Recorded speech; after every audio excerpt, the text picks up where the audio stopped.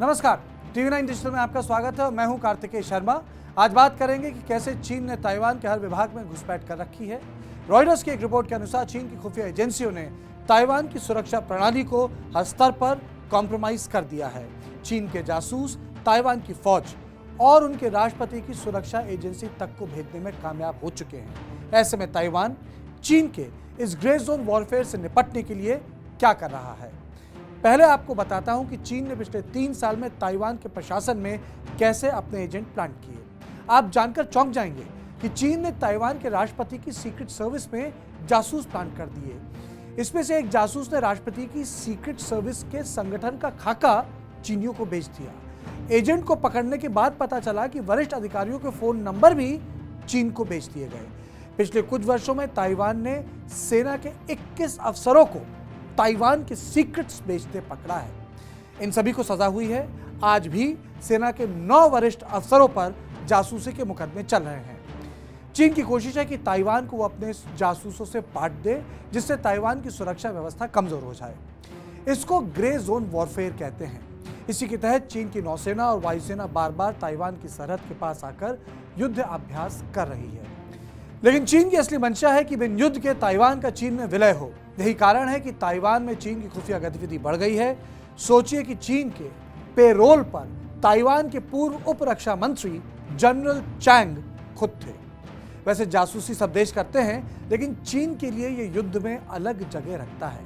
चीन वफादारी खरीदने में विश्वास रखता है। माओ के जमाने में कम्युनिस्ट पार्टी ने चांग काई शेक की पार्टी को इसी तरह से तोड़ा था।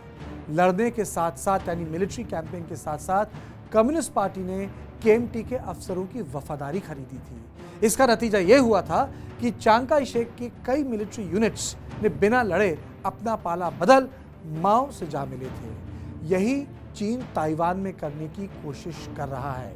वो चुपचाप ताइवान के नेतृत्व की वफादारी खरीदने की कोशिश कर रहा है। इसके जरिए वो ताइवान के डिफेंस प्लान, कम्युनिकेशन कोड, असला बारूद जमा करने के स्थान और सेना की टुकड़ी के लोकेशन के बारे में जानकारी इकट्ठा करता है। चीन ताइवान के मुकाबले बहुत मजबूत है, लेकिन युद्ध में ताइवान चीन को नुकसान पहुंचा सकता है। ताइवान आर्मी की ट्रेनिंग भी अच्छी है और ताइवान के तट पर पहाड़ है, जिसके कारण चीन को थल युद्ध में ताइवान की फौज लोहे के चने चबवा सकती है। लेकिन जासूसों के बार बार पकड़े जाने से ताइवान की अंतर्राष्ट्रीय स्तर पर छवि खराब हो रही है। इससे सेना का मनोबल भी गिरता है। अफसर एक दूसरे पर विश्वास करने में डरते हैं। सहयोगी देश ताइवान को टेक्नोलॉजी बेचने से कतराएंगे। उनको लगेगा कि ताइवान को बताने का मतलब है चीन को बताना। ऐसे में ताइवान की सुरक्षा हल्की हो जाएगी। यही डर ताइवान को सता रहा है। इसलिए ताइवान ने देश में एक बड़ी कैंपेन चलाई है। इसके तहत मिलिट्री बेसिस में जगह जगह हॉटलाइन नंबर लगा रखे हैं। फौजियों को सेना की खुफिया जानकारी मांगने वाले लोगों का नाम तुरंत बताने के लिए प्रोत्साहित किया जा रहा है। नाम बताने वालों के लिए इनाम रखे जा रहे हैं। हर गुरुवार को इस मामले से जुड़ी एक फिल्म देखना ताइवान के फौजियों के लिए अनिवार्य किया गया है। वहीं रिटायर्ड फौजियों के लिए भी नए नियम बनाए जा रहे हैं। नए कानून के मुताबिक अगर किसी भी रिटायर्ड फौजी ने चीन के राजनीतिक कार्यक्रम में शिरकत की या उनके राष्ट्रीय गान पर खड़ा हुआ तो सजा होगी।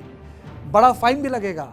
जासूसी केस में अपराधी पाए जाने के बाद पेंशन भी कैंसिल हो जाएगी और पेनल्टी के तौर पर $3.6 मिलियन भी चुकाने होंगे।